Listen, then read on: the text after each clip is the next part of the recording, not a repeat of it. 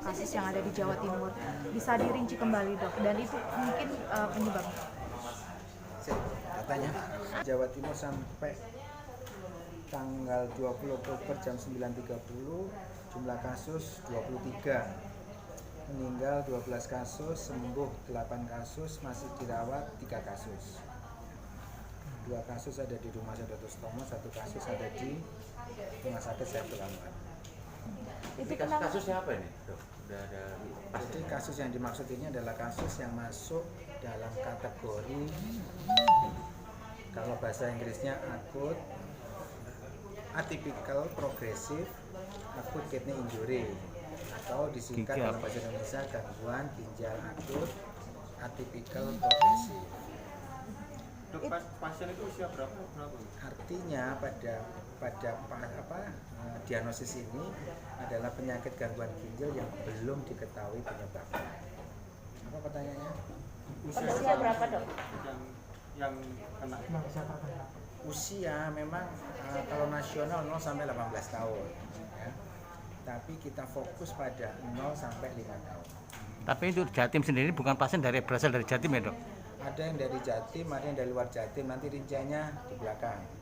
Dok, sejauh ini berarti laporan yang masuk masih dari Rumah Sakit Dr. Sutomo sama Saiful Anwar? Pada prinsipnya sampai hari ini yang masuk di 2 rumah sakit itu.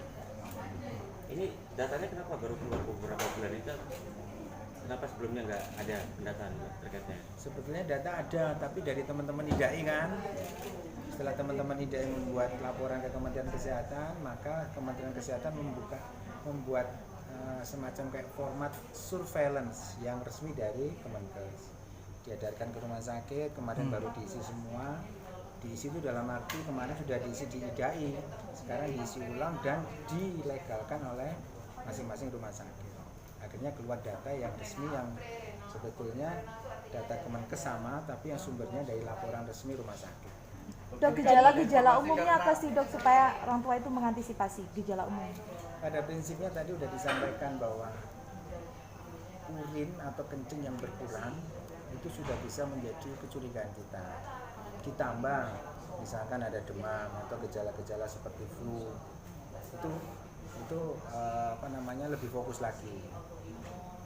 Artinya selama kita curiga bahwa itu kencingnya berkurang, maka kita sudah boleh untuk memeriksakan ke rumah sakit atau ke dokter terdekat. Kalau misalkan kencingnya masih baik tapi masih ternyata ada flu-nya, ya tetap upayakan ke rumah sakit lah sekarang ini, supaya jangan sampai gejalanya lanjut ke kencingnya berkurang atau anuri tadi. Sebab gejala anuri itu sebenarnya relatif udah mendekati lanjut, sehingga saran saya untuk masyarakat, sakit apapun yang sekarang terjadi pada anak-anak kita, kalau bisa jangan diobati sendiri. Lebih aman untuk dibawa ke rumah sakit atau ke dokter untuk dilakukan analisis. Kalau memang diperlukan pemeriksaan lab, biar diketahui lebih awal.